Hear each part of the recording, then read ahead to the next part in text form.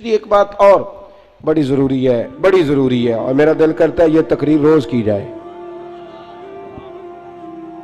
اخلاق حسنہ کا کمال یہ ہے کہ خوددار رہ کے زندگی گزارے، عزت نفس کے ساتھ، یہ ہاتھ پھیلانا چھوڑ دے، یہ امیروں کی جیبیں دیکھنی چھوڑ دے۔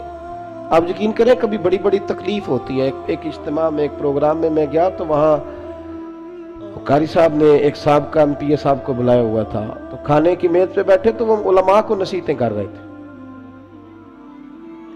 آپ لوگ یہ جمعہ پڑھایا کریں، آپ کو پتہ نہیں ہے لوگ کہاں چلے گئے، آپ لوگوں کو لڑائے نہیں۔ تو میں اس لیے خاموش رہا کہ اب انہوں نے فنڈ بھی دیا ہوگا، علماء بیچاروں کی مجبوری ہوتی ہے، جیب سے کہاں خرچ ہو سکتا ہے، اتنے پیسے نہیں ہوتے، تو کسی جگہ سے اب وہ نصیحتیں کرنے لگ گیا، آپ لوگ ان کو جمع کریں۔ کیوں بھلا؟ اس لیے کہ اگر خودداری ہو نا تھوڑے پہ گزارے کا تو پھر ان جیسے لوگوں کی ضرورت نہیں پڑتی۔ یہ جب ان سے کوئی تھوڑا سا آپ توقع رکھتے ہیں پھر یہ ظلم کرتے ہیں۔ تھوڑی دیر کے بعد پھر کہنے لگا جی میں آپ کو مضمون دیتا ہوں اگلے جمعے کا، آپ نے اگلے جمعے یہ تقریر کرنی ہے، تو پھر میری بھی کئی دفعہ مجبوری ہے، کچھ رگیں ایسی ہیں جو نہیں سانس لینے دیتی، وہ رضا کے نیزے کی مار ہے کہ عدو کے سینے میں غار ہے، پھر کسے چارہ جو ہی کا وار ہے کہ یہ وار وار سے پار ہے۔ تو کئی دفعہ مجبوری ہوتی ہے نا، ایٹ سیٹ تے پکھڑا کوار گندل اسی اور بھی بوٹیاں جاننے ہیں، تو وہ مطلب اس نے سمجھا کہ سارے ایسے ہیں۔ تو کہنے لگا جی پھر بولے آپ وعدہ کرتے ہیں، میں کہا چوری صاحب کی کم کر دے ہو، کہندہ پانڈے بنانے، میں کہا وہی بنایا کرو تیان نال، یہ علماء کے معاملات میں مداخلت بند کر دے، آپ کو کیا پتا کیا موضوع بیان کرنا ہے، آپ علماء کو مشورہ دیں گے جائے کام کریں اپنا۔ کبھی کسی نے اٹھ کے پائلٹ کو مشورہ دیا ہے کہ جہاز صحیح چلا، اس کے پاس ٹریننگ ہے، وہ مرضی کرے گا، جس طرح کا اس کا دل کرے گا وہ چلائے گا۔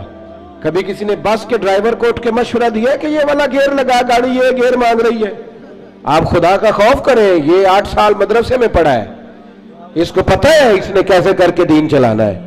اور علماء نے الحمدللہ علماء یہ جتنی آپ کو کہتے ہیں جی مولویوں نے کیا کیا ہے، تو میں نے کہا مسجدیں کم ہوتی ہیں، قرآن سنانے والے زیادہ ہوتے ہیں، یہ علماء کی محنت ہے اللہ کے فضل سے۔ ہر مسجد میں اذانیں ہوتی ہیں، جمعے کا خطبہ ہوتا ہے، یہ علماء کی محنت۔ اور پھر میں نے ان سے قبلہ سے بھی عرض کی، میں نے کہا چھوڑ دے آپ ہمیں بلائیں، مسجد والا سپیکر چلائیں، اب کوئی بندوبست نہ کریں، آپ مسجد کی چٹائیاں بچھائیں، ہم کو محتاج ہے کہ ہمیں بہت زیادہ بندوبست ہوگا تو نوٹ گریں گے تو تب بھی تقریر ہوگی، یہ رسول اللہ کا دین ہے۔ اگر کفار مکہ کے مجمع میں کھڑے ہو کے اکیلے جناب ابو بکر صدیق مصطفیٰ کی شانیں بیان کر سکتے ہیں تو ہم بھی ہر جگہ کھڑے ہو کے بیان کر سکتے ہیں، کوئی ایسا مشکل کام نہیں ہے۔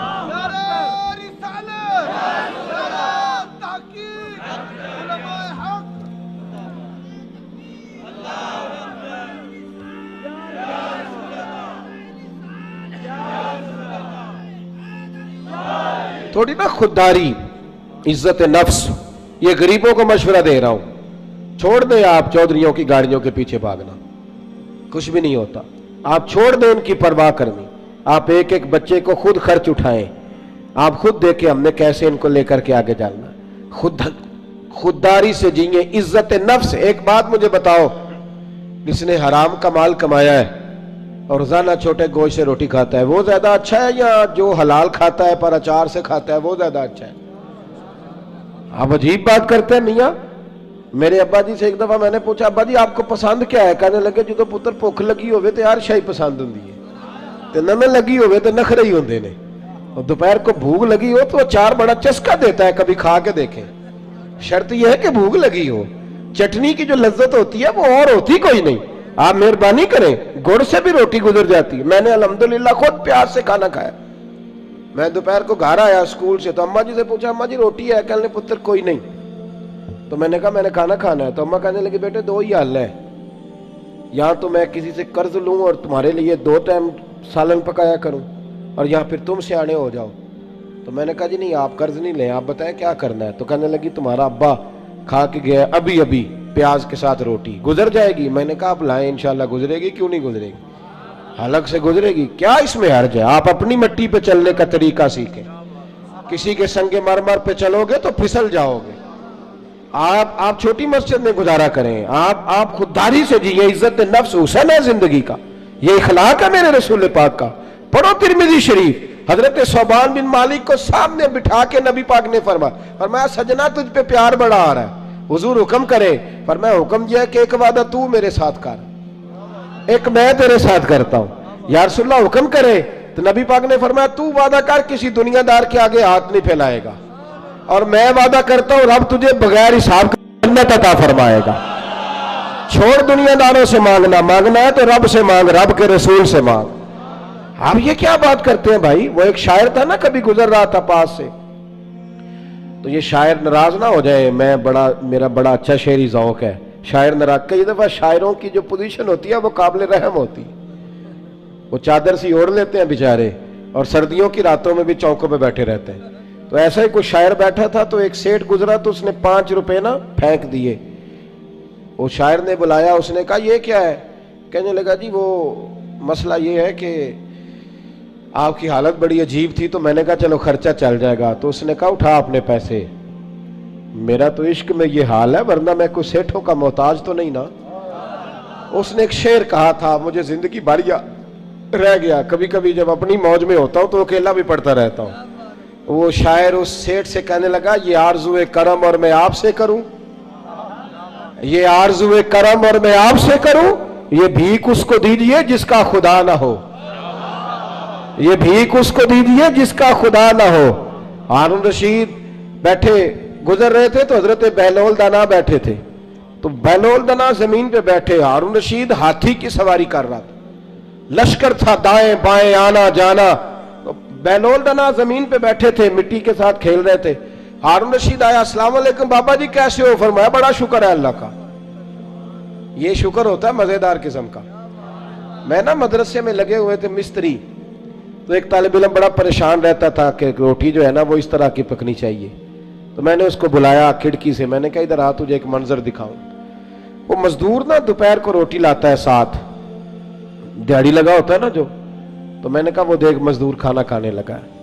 वो अचार 2 रोटियों के बीच रख के लाया है, और फिर टूटियों पे बैठ के उसने हाथ धोए, फिर पानी का गिलास भरा, फिर उसने जब रोटी खोली ना तो वो पोने को भी सारा अचार लगा हुआ था, और फिर उसने कई दफा बिस्मिल्लाह पढ़ी, और फिर जब वो रोटी खा रहा था, रोटी खा के फिर उसने पोना लपेटा, और उसकी आंखों में रेत थी, पर जब वो शुक्र अदा कर रहा था ना, और हाथ बांध बांध के आसमान की तरफ देख रहा था, तलफ्फुज तो इतना अच्छा नहीं था उसका, पर उसकी बॉडी लैंग्वेज कह रही थी जो बयान कर रहा है ना वो रूहों से बयान कर रहा है, वो अंदर से आवाज आ रही है अंदर से। ये 300 रुपया शाम को मजदूर को दिहाड़ी मिलती है, तो वो 3 दफा हाथ साफ करता है, फिर बिस्मिल्लाह शरीफ कह के पकड़ता है। तो जो खतीब साहब कहते हैं कि वो 35,000 अकाउंट में करा देना, उन्होंने तो कभी बिस्मिल्लाह नहीं पढ़ी। ये जब आप ऐसे नोट फेंकते हो तो कभी नात खा को देखा बिस्मिल्लाह पढ़ते हुए? सवाल ही नहीं पैदा होता। उसको तो पता है कि अब कौन सा शेर है जो बार बार पढ़ूंगा तो उस पर नोट आएंगे, उसको तो पता है। और साथ ये भी कह रहा है कि मैं नबी पाक के तरफ से आता है तो खाता हूं, तो ये क्यों कह रहा था पहले 25,000 भेजो तो फिर आऊंगा? इसकी क्या जरूरत थी? अगर तू हुजूर के नाम पे खाता है ना तो फिर सेठों से सवाल करने की जरूरत ही नहीं। मुस्तफा करीम जब देते हैं तो शान के साथ देते हैं, और घर बैठे बिठाए भी अता कर देते हैं, फिर जरूरत नहीं। बहलोल दाना बैठे थे तो हारून रशीद करीब से गुजरा, बाबा क्या हाल है? का बड़ा अच्छा। कहने लगे बाबा कोई हुक्म ही कर दे। तो बाबा जी मुस्कुरा पड़े, कहने लगे तुझे कौन देता है? कहने लगा अल्लाह। तो फरमाया मुझे? कहा अल्लाह। तो हज़रत बहलोल दाना फरमाने लगे ये तो नहीं ना हो सकता कि अल्लाह हारून रशीद को देता जाए और बहलोल दाना को भूल जाए, ये तो नहीं ना हो सकता। जा अपना काम कर मियां, तू किस चक्कर में उलझ गया? खुददारी से जिए, इज्जत नफ्स, फटे कपड़े पहन के गुजारा करें। खबरदार, बावकार आदमी शानदार होता है, बावकार आदमी शानदार होता है। मुझे एक बच्चे ने वीडियो ला करके दिखाई, आप यकीन करें मैं आज तक उस बच्चे को ढूंढ रहा हूं। कोई गरीब का बच्चा सड़क पे पेंसिलें बेच रहा था, तो किसी ने उसको कहा, ये इसी वतन की बात, किसी ने उसको कहा ये बेटे 100 रुपया ले लो। तो कहने लगा नहीं मेरे अब्बा ने मना किया। उसने कहा पेंसिल की मजदूरी लेना, मिसवाक बेच लेना, लेकिन पुत्र किसी से 100 रुपया नहीं लेना, फिर मांगने की आदत हो जाती है। फिर इंसान को मुफ्त के दस्तरखान पे मजा आता है। हजरत सालिम बिन अब्दुल्ला बिन उमर, जनाब उमर के पोते, तवाफ़े काबा कर रहे थे, बैतुल्लाह का तवाफ कर रहे थे। طواف کرتے کرتے خانہ کعبہ کے دروازے کے سامنے مقام ملتزم کے پاس کھڑے ہوئے تو خلیفہ عبد الملک بن مروان آ گیا. السلام علیکم کے بعد کہنے لگا حضور میں گورنر ہوں مکے کا, کوئی حکم ہو تو بتائیے گا.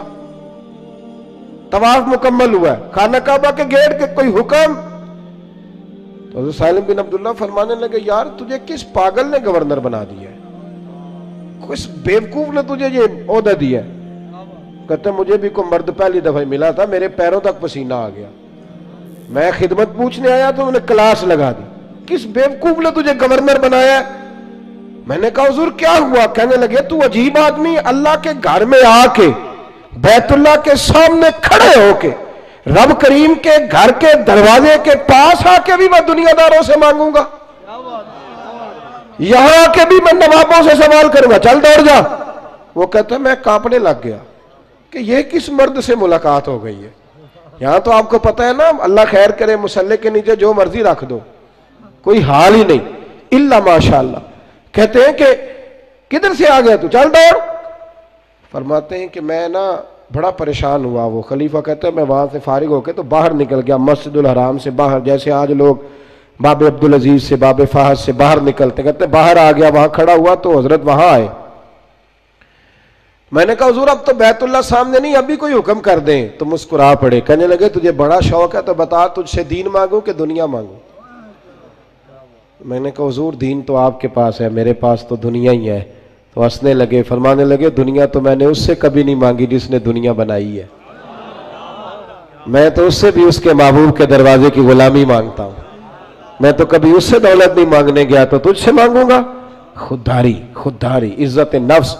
میرے غریب کا مسئلہ یہ ہے کہ میرا امیر کہتا ہے کہ یہ ریٹ لے لے گا ووٹ دے دے گا, گلی بنوا لے گا ووٹ لے لے گا. نہ ایسا کرو, خودداری سے جینا سیکھو.